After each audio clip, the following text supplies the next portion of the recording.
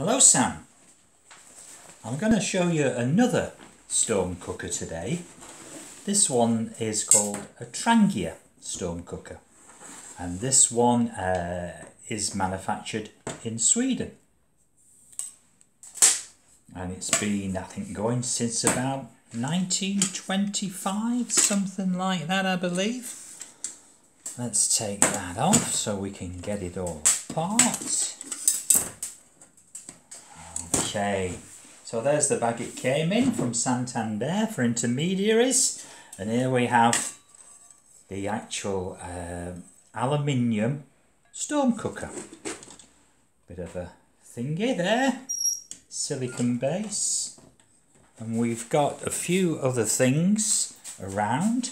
So there's a lid or a frying pan on the top. Open that up, we have a handle for not burning your hands, really, for moving the frying pan and the various pans around. We have a little bottle of meths, a sponge and with a green scrubber on it for cleaning your pans after you've been cooking on them, most important. A burner wrapped in a plastic bag so we don't spill the meths or the bioethyl everywhere and taint the taste of the food. So it's important to keep your burner in a plastic bag. We have one little saucepan and a second little saucepan. The second one's larger, so that one will fit inside. This is designed for 1 to 2 people when cooking. And then we have the 2 windshields. This is the top windshield, and when we've got the lower windshield. There's the stamp from the company that made it, Trangia. And we have some air holes at the bottom that face into the wind. Those little selection of holes there. So let's pretend the wind's coming from over there. That fits in there. We have the good old burner. This is called a spirit burner.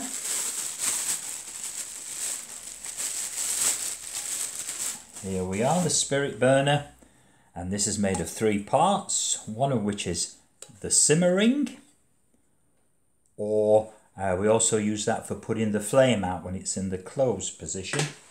And then we have the burner itself with a cap.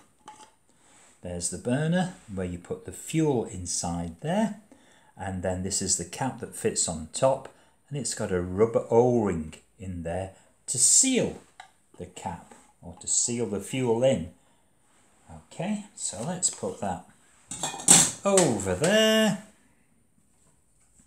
And then on this one, this was made in the early 1980s, so it's roughly 40-year-old. This just sits on the top. Some of the later ones sit and twist and lock on, but this doesn't lock on. It can be picked up at any time you like. So there we go, we can pick that up. And then we've got a couple of pots that will fit onto those supports inside. So you put your water in. Water in either of those, they both fit in. I'd say one's just a little bit bigger than the other. We can use the frying pan as a lid to make sure our contents are heated up quicker. Fit on either way.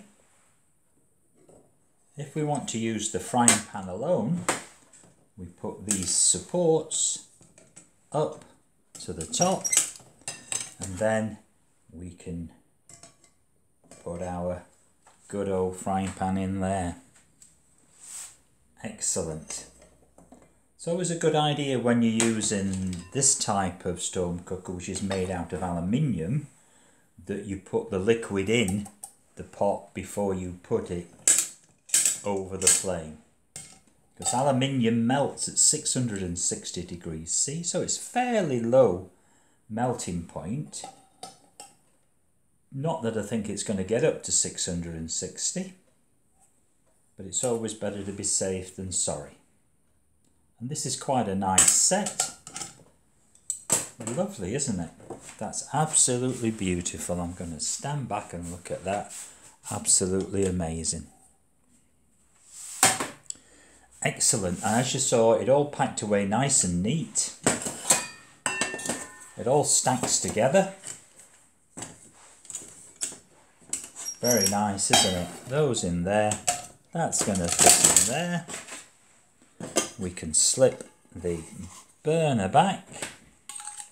Simmering on. That should obviously go in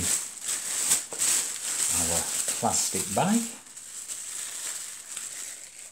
Slip it back in there. We can put some fuel in, our sponge and our handle. And then we can put our silicone disc, which is good as a cutting mat. Move that bottle out of the way. That's going to go back into there. And that makes a nice, lovely size package. All to go back into the orange bag. Wonderful, isn't it? Okay, Sam, take care, mate.